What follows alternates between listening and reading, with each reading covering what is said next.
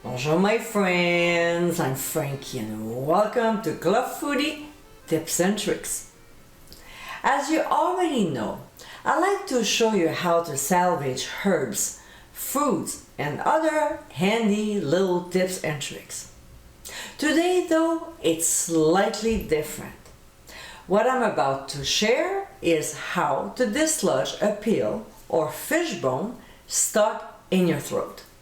So my friends, let's get cooking. When this really uncomfortable situation happens, first thing to do is try to stay calm. I know, it's not obvious. Next step is to make the peel or food go down. So here are a few ingredients that should help to dislodge it. Coke or any other carbonated drinks will do. Apparently, drinking it will help to relax the esophagus and the gas released may dislodge it. Same thing applies with a full tablespoon of baking soda in warm water.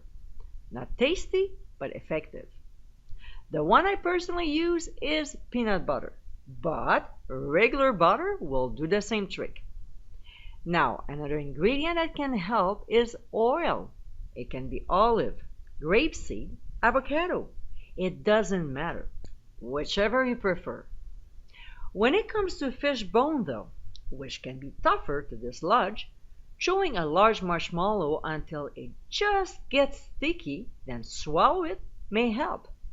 Banana is another alternative, as well as a small piece of bread soaked in a little bit of water. Then swallow it. Now, some adults or children have difficulty swallowing pills, so to make it easier, take them with food such as peanut butter, plus it tastes good, or applesauce, why not?